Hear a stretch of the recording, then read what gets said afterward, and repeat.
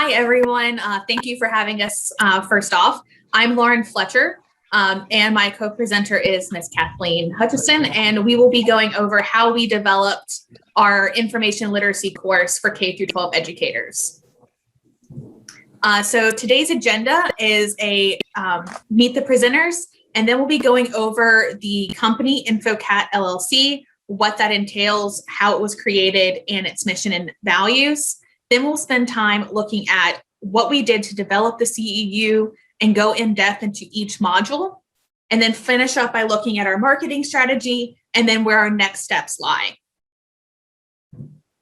So our learning objectives for today are to go over an introduction of our virtual information literacy CEU, and then how we built it, and provide you all with the knowledge of how you could potentially create one for yourself or to share our course with others in your area. So first and foremost, I'm Lauren Fletcher. I am an assistant professor in research and instruction librarian at the University of Mississippi Medical Center. I have been in the librarian profession for about 5 years in a variety of academic libraries, from medical to general private universities, going along a wide range. My research interests are in digital pedagogy, evidence synthesis, and how information professionals are educated. And Kathleen, I'll let you introduce yourself. Hello, everyone. I have over 40 years of experience in different types of library. For the most part, it has been in an academic library setting. I am the owner of InfoCat, which is an information-related business that creates websites for K-12 schools. From my experience with this, I became more interested in educating educators, the K-12 educators, about information literacy. Lauren, I will turn it back to you.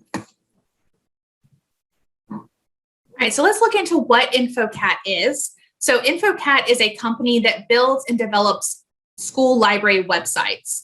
It's a service-based business that provides schools an opportunity to build out an online platform for their physical library space, one that complements it and provides longer access to it than what students typically have. So, sorry, I gotta move some stuff around on my screen. Our mission is to partner with schools to provide a platform of resources that support teaching and learning, and offer a place for schools to structure credible online learning resources that meet the challenges of teaching in a time of changing technologies. So InfoCat gives equal access to information, encourages success in academics, and inspires a love of learning. Our vision is that InfoCat seeks to enrich the education experience through resources and services that inspire lifelong learning. So InfoCat was born out of Kathleen's desire to help schools change what a library can be. It's not just a physical space anymore, which I think most of us in academic libraries have seen. Our libraries go well beyond the physical and into the virtual, where most of our students are accessing our resources online. And we wanted to be able to give students in the K-12 environment that same option. And that became even more important during the COVID pandemic because our students weren't physically even on their school campus anymore. So having an online environment allowed K-12 students the ability to access books and databases and resources and information at their fingertips right at home that they wouldn't have had if the school library website didn't exist. And beyond that, it helps expand the curriculum, providing online access to books or databases gives teachers an ability to bring more into the classroom than they typically would have. It also expands their ability to look at what websites, educational websites, might be helpful to their students, and just changes the learning landscape by having all of these resources in one place that everyone knows how to get to. So having a virtual school library has a couple different benefits. Number one is that having a virtual library space is increasingly being added to various accreditation standards for K-12 schools, especially those in the more private sector. The second is having 24/7 access. We know how important that is to students in the university level, but that's just as important to students in the K-12. Students nowadays are born digital natives. They know how to use computers. They know how to use the internet, even from a much younger age. So being able to meet students where they are is really vital to their ultimate success, even in the K-12 world. It also provides academic support. Not only can a school library website give them access to books and databases, things we generally know, but it can also provide them access to educational websites, learning resources for parents, test prep for ACT and SAT information.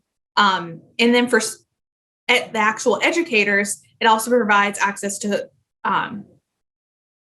CEU courses or lesson plans, things they can bring into the classroom. And that kind of goes into number 4, those teaching resources.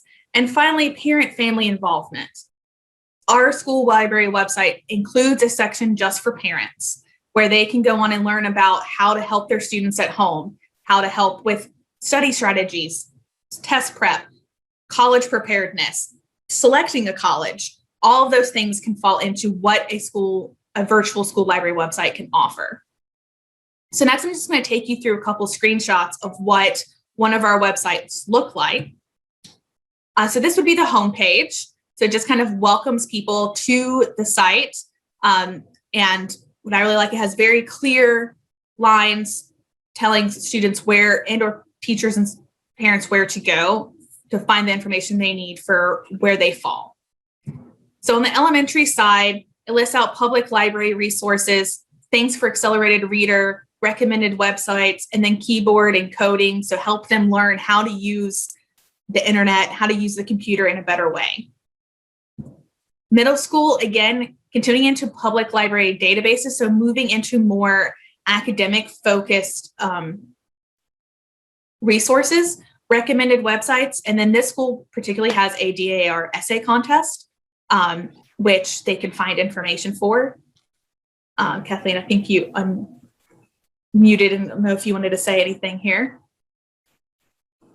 Well, I was going to say, as we notice with each level, the elementary, middle, and high school levels, you will notice that there is a public library component. I think that the trend in librarianship is going to be to seek more partnerships between public libraries and school libraries.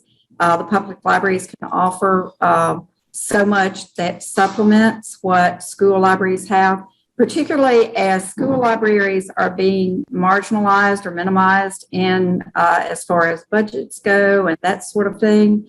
So one of the things that I wanted to emphasize with our school libraries is how important those other resources are. So as you look at the different areas in the elementary, middle, and high school, you'll see what you might traditionally find, but you're also going to find a public library connection that emphasizes the resources that may be important to those different grade levels. Yes. So let's go on to high school. As you can see, we still have the public library component. Recommended websites are now appropriate to a 9 through 12 grade age demographic, information on research and writing, and then college and career resources.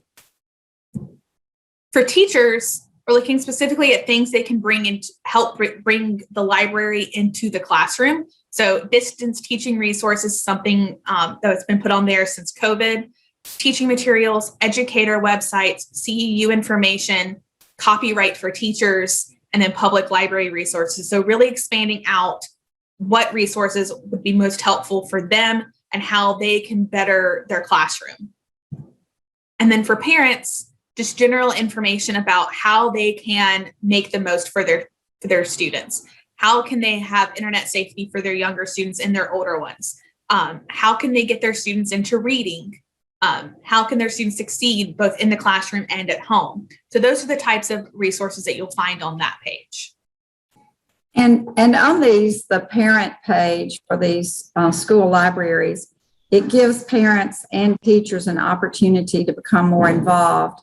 For those parents that work and maybe can't make all the meetings and that kind of thing, this does share information that will help them enrich their children's education life and ultimately, hopefully, their lifelong learning life.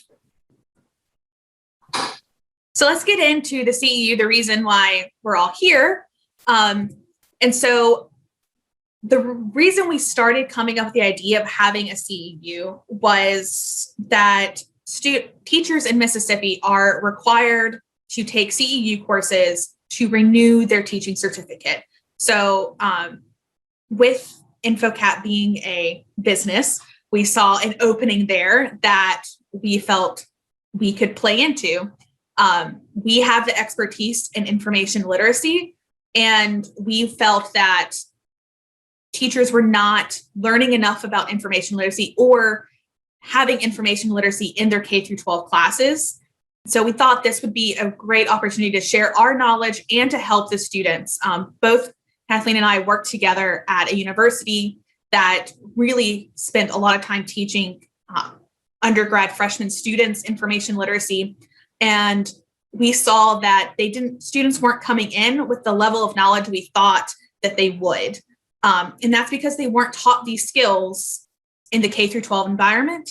And we felt if we could teach the teachers information literacy and how to teach it, then maybe the students would come into college a little bit more prepared for what they were being asked to do and asked to accomplish in the freshman level. So with that in mind, we decided to develop a course for information literacy. So our process was together, we developed an instructional plan for the course. We sat down and really tried to figure out what core components we wanted to get across in this CEU. And that took a lot of strategic planning because our initial thought was to just put everything into the CEU. And then we had to take a step back and say, no, you know what, that was too much for one thing. So we tried to pare it down to what were the key important aspects that we wanted to get across in this course on information literacy. So we kind of pared it down to what we would typically teach to, say, a freshman level undergraduate course. And then really in that, what can we teach our teachers so they can teach that? So once we had a plan in motion for what we wanted inside our course, we then had to get approval for the course through a higher education partner. So we decided to use Mississippi College, which is a small private university here in Mississippi. And we chose them because Kathleen and I have both worked for them in the past. And so we had inroads and we knew people that we could partner with on that. So we were able to get our course accredited through Mississippi College School of Education and their continuing education department. And then once we had all that set, we were able to build the course in Canvas. And we decided to use Canvas as our learning management system because the public school system in Mississippi adopted Canvas as their LMS when they went virtual.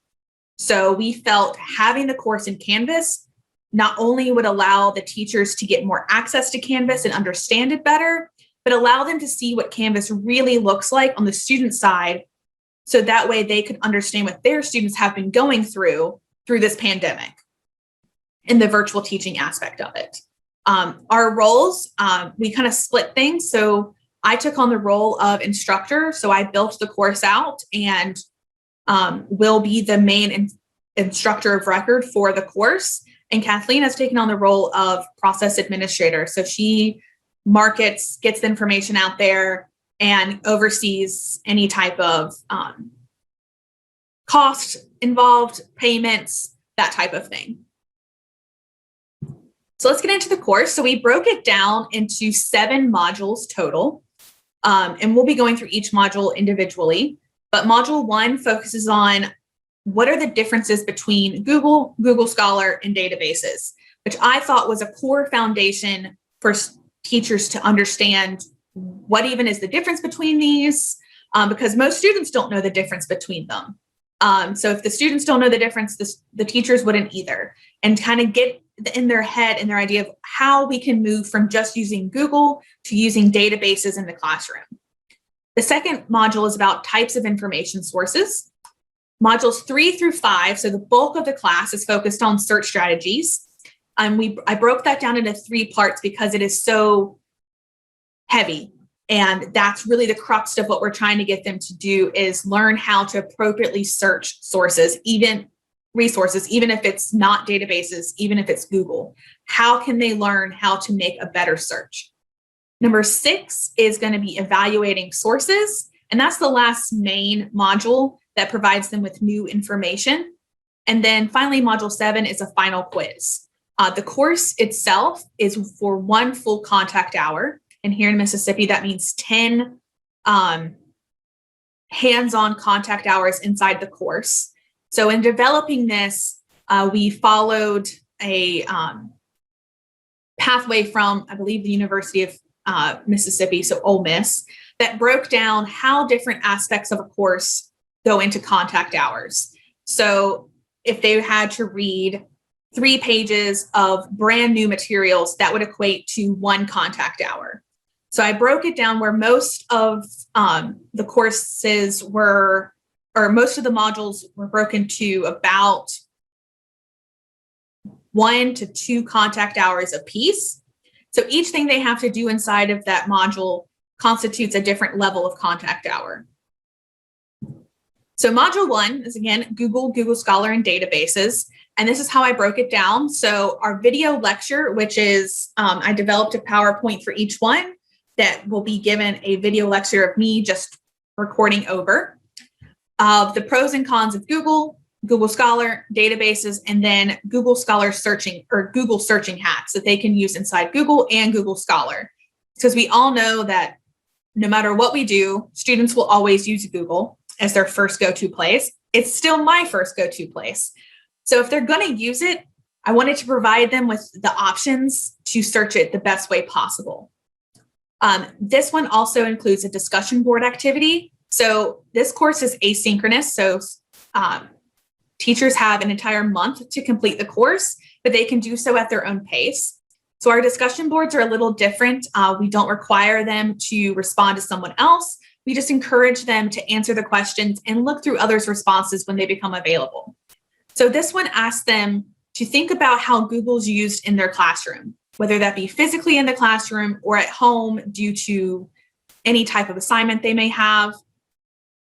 And then really think, if Google's the first place their students are going, how could you make even just one assignment, one thing different to where they have to use a library database instead? Could that be implemented in their classroom? So that's really what I wanted to get across in this first discussion board of, think about your classes, what you're asking of your students, your assignments. What's one thing that you could bring a library database into? And then finally, we finish with classroom activities. And this was a hallmark for every single module, that we wanted to ensure our teachers came away with something they could implement inside their classroom. So every module has a list of classroom activities that I've found, either that I've created myself in my own teaching or through other information literacy classes, textbooks, ALA accredited things we could put into their classes. Our second module is types of information sources. So in this one, we're focusing on what information is out there and how they can use that.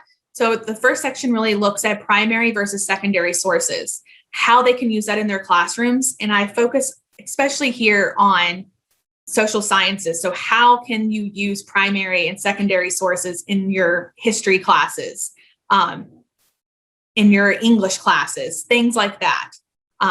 Then we move on to scholarly and popular. So this is more for the high school environment, scholarly and popular, trying to get students to understand and think critically about what they're using.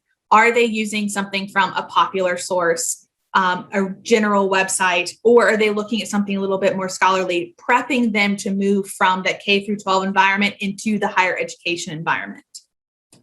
Then finally looking at articles, books, what are they, what's in them, why they could use one versus the other. And then finally looking at the information life cycle. So kind of bringing it all together at the end of how information is presented. So how we go from, say, a news report to a book on a topic and the time frame it takes to make that happen. Instead of a discussion board, in this one, we felt like recommended reading was going to be the most helpful.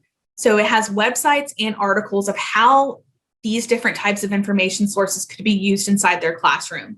So the websites include the Library of Congress's website about using primary sources in social sciences education, to articles and case studies showing why having these types of information sources inside the classroom increases student learning and prepares them for college better. And again, we finished with some classroom activities. So module 3 starts in on our learning and our search strategies. So in this one, I wanted to do the first part of what I consider the first part of building a search strategy, which is developing a good research question. And that's what the bulk of this really focuses on. So in their lecture, I talk them through a process of how to create a research question with a little cartoon example of what would happen if a student came to talk to you and say, I wanted to do a research project on, I think I used World War II, and how you can develop that out, as how the teacher can develop that out and help them come up with a better research question. I then provided a video that was created by North Carolina State University, which I think is a wonderful video about building really good research questions. And then we finished this section looking at keywords. So if we built the question out, how can we then pull out those keywords that are so important? And this is the first module that has an assignment attached to it. So the assignment for this one is the first 3 parts of a tutorial built out by Auburn University. And I highly suggest everyone try and find it. I absolutely adore it. I use it all the time with students and they really like it.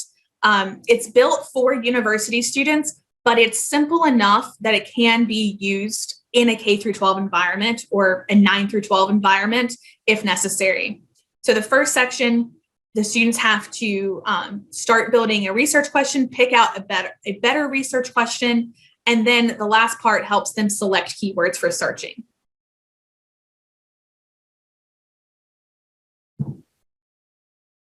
Module 4 is our second part of the search strategies. And to me, it's probably the hardest part of the entire course. And that's because we're looking at how to expand keywords and Boolean operators and building search strings. And teaching this to undergraduate students, I know that this is a complicated and difficult process for them to understand because it's asking them to do something different that they've never really had to do before.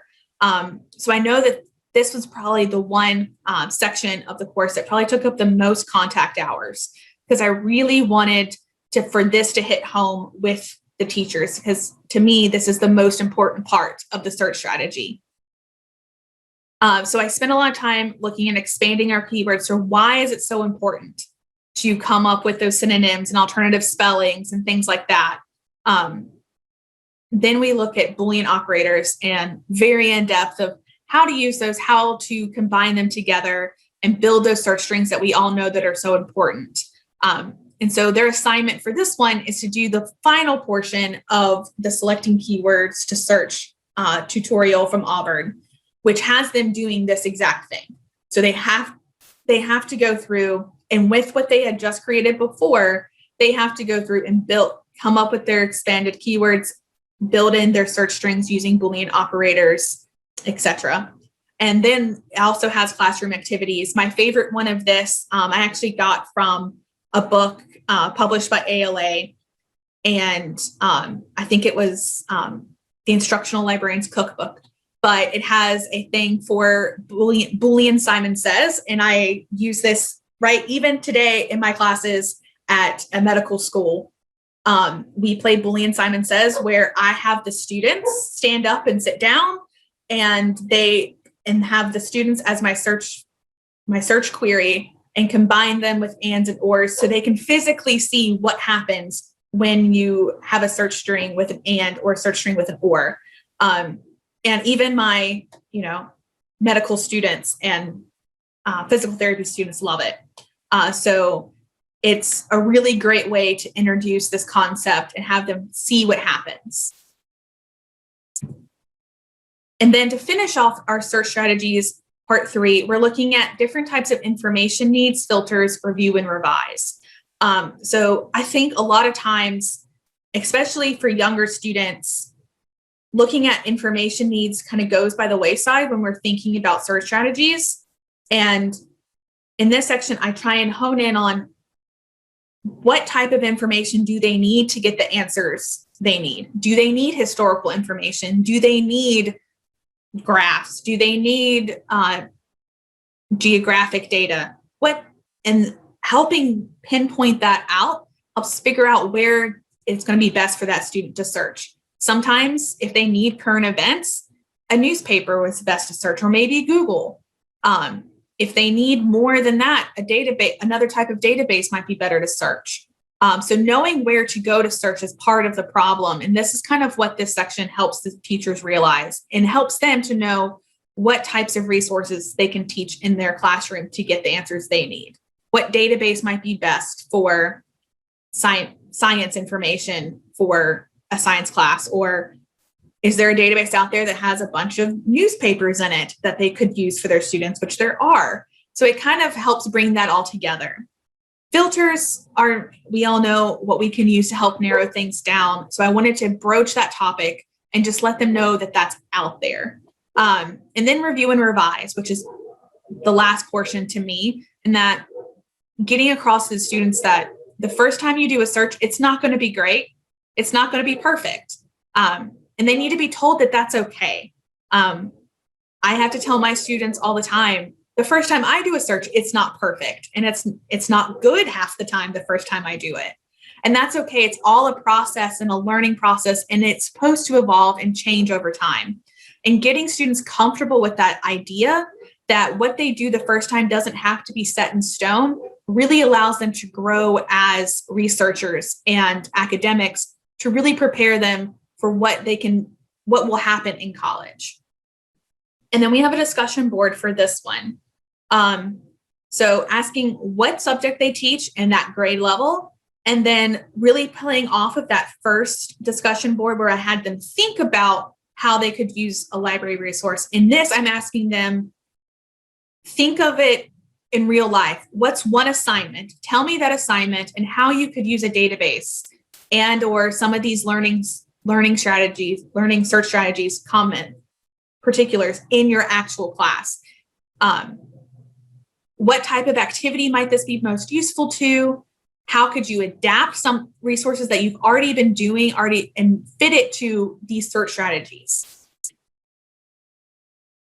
And then module 6, we end with evaluating resources. And we just had a wonderful presentation on critical information literacy. And this goes into that. So I go over why evaluating resources is so important, especially in today's world. Then what are some differences and similarities between evaluating print and web resources? And the two that I use for this course is TRAP, which is a play off the traditional CRAP that is generally used. But we wanted to keep it a little bit more kid-friendly. So we use TRAP instead. And then AAOCC, and they all look at the same exact thing, just different evaluations of that.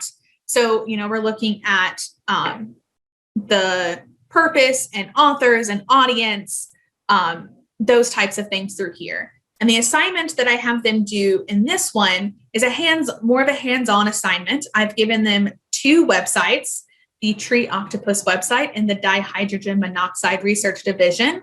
And I asked the teachers to evaluate both of those websites using their preferred evaluating acronym, either TRAP or AAOCC. And they have to answer some questions. Was it a legit website? how did you come to this decision? Give me answers to each one of these acronyms. And tidbit, these aren't they're real websites, but not valuable information websites. They're mostly fake. So I wanted them to kind of see this and see how they could use this for their students, whether they use these exact websites or do they use something different, but how they can kind of incorporate this into their classroom. So we then have more classroom activities. And then I also included some recommended reading in here as well, which is not mandatory for them to do, but just again, bringing up those ideas of why evaluating sources is so critically important. We finished the course with a quiz. So I wanted to have some type of evaluation within the course itself. So teachers have to score at least an 80. So that means 8 out of 10 questions have to be correct. They are not exceedingly complicated questions. But if they paid attention and they watched the videos, they did all of their assignments, they would be able to pass no problem. They're also given the option to retake this if necessary. So we'll see what happens there. But that's the final aspect of the class that they have to take. And this is a screenshot of what our homepage looks like for the course. So this is from the student view. We welcome them in. They have, like I said, they have a month to take this course. It's 10 contact hours. They have to score an 80%. And I let them know that each section of the course aligns with the frameworks for information literacy, where they can contact everyone, and then how to immediately get to all the different modules. The next thing to look at is how have we and how will we be marketing our course? So we really just finished this course. It's taken us a while with COVID and life. And so we are in the process now of implementing our marketing strategies. So the first place we've marketed is our InfoCat Facebook group. So we do have a Facebook that has gone out to those, and we highlight different resources on that Facebook. And now our course, we will also be marketing to our local public schools and also our private schools, but mostly our public schools. We have been marketing through our higher education partner institution. We are offering a discounted rate to schools that are InfoCat subscribers. So if they have an InfoCat library, we'll be offering this course and any future courses at a discounted rate. And we'll be looking into marketing this course through school librarian associations and also teacher associations. And this is an ongoing process that we're learning ourselves how to market this as much as we can. But we're really hopeful that really this is going to spread through word of mouth. So if we can get teachers in, have them see how beneficial this could be, not just for themselves, but ultimately for their students, that they'll continue to share this information with their colleagues and their friends, and we can build our base off of that. So our next steps are to develop and implement our marketing strategy. And we then long-term have a plan to develop new CEU courses. Kathleen and I have already been discussing ones we want to do. So the Mississippi Library Commission has a set of databases that they provide through a thing called Magnolia that allows public schools and public libraries to have access to those databases. So we would really love to do a course teaching teachers just basics about those databases, getting in there, taking what they've learned from this course and implementing inside those databases. We've also talked about doing information about plagiarism and or copyright, classes for reading skills and reading comprehension for younger students and say the K-5 range. And we thought about taking this course and just adapting it and looking how we can put that out to librarian CEU webinars. How could other librarians take this information and run with it, whether they be school librarians or public librarians or academic librarians? how can we take this course and make it go further? And then finally, expanding into other states. Right now, we're just in Mississippi, but we have thought in our moving through some of the processes to potentially allow teachers from other states to have accreditation to take this course. And that is all we have. I know we have a couple minutes for questions, but our information is here. That's my InfoCat email and also my LinkedIn and Twitter where you can find me. And then for Kathleen, her InfoCat email and our InfoCat website and Facebook group. Well, we definitely want to thank you, Ms. Fletcher and Ms. Hutchison, for presenting and sharing your expertise today. You shared valuable information. So with that said, we will now start with the Q&A portion of the session. I will turn it over to my co-moderator, Ms. Clapp. So if you could please read aloud the comments in the chat box, or in this case, Q&A section. Thank you. Yeah, thank you so much. And thank you, Lauren and Kathleen. That was fantastic. We do have a question that is in the Q&A box. And the anonymous question is, was a needs assessment conducted to assess the level of knowledge of the teachers in relationship to information literacy and databases? I will speak to that if it's all right with Lauren. Yes. It was not, is the answer. However, in working with school libraries, I also did some in-person presentations and workshops, and I was surprised at I would say, general percentage of teachers that did not use databases, many that did not even know they were accessible to them. So that was a shock to me, actually. And that's what prompted going into offering CEUs. It is not only a business approach for InfoCat.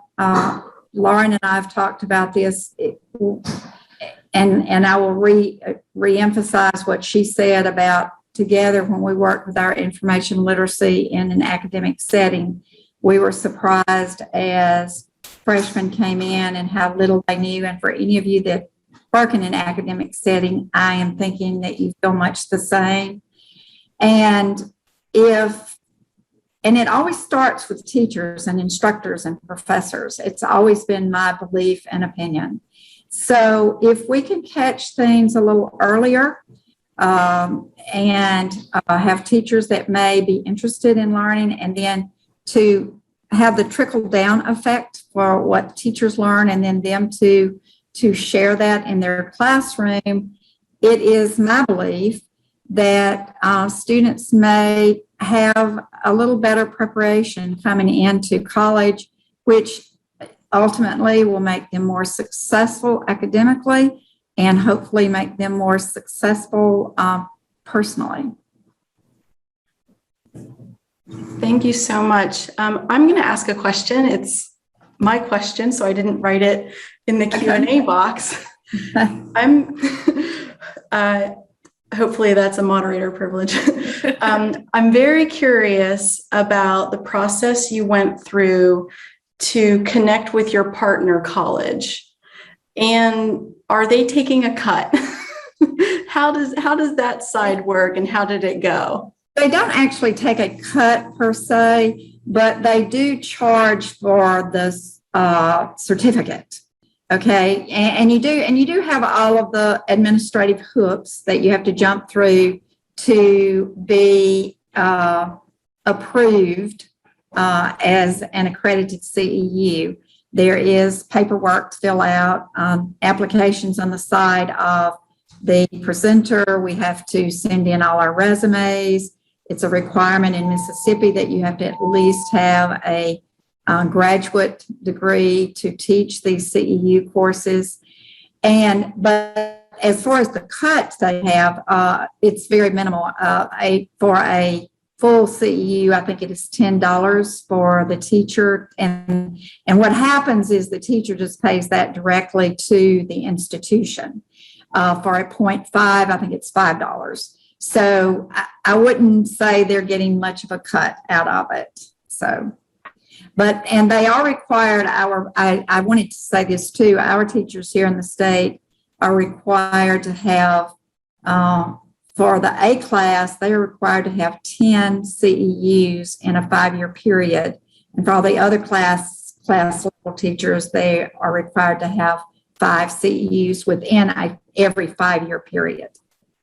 So we wanted to give them an option, and looking at other CEUs that are offered through other universities, I didn't see a lot that had to do with information literacy, which to my mind in our current culture and was trending more and more towards online information and teaching and learning, that is so important. So we should be offering some CEUs that have to do with that. Now, that may be just typical in Mississippi. I have not looked closely at what other states offer, but it is my guess that other states also require CEUs and probably very similar to what we do. I'm sure they do. If you have any other questions, I'm happy to answer. I do have one more question came in while you were speaking, Kathleen. I don't know if you want to answer this or if this is for Lauren. So you two can figure that out or fight it out. I have a feeling this one's for me. Okay. In an elevator conversation with high school students, how would you distinguish between Google and such library resources as databases? Oh, I'll let our instructor answer that question. Getting into the crux of it here, I would, and this is just off the top of my head where I don't have time to, make it pretty. In my opinion, what I would tell them is Google can give you the widest possible answers available. And they're going to be answers, but they may not be the best answers. A database can give you the best answers. And that's probably exactly how I would explain it. That's kind of what I do in that first section is, you can find anything that you want to on Google, but it doesn't mean it's good, doesn't mean it's right, and doesn't mean it's valuable. A database can do all that. It's going to take a little bit longer to search and a little bit more expertise, but at least what you're getting back is correct and right.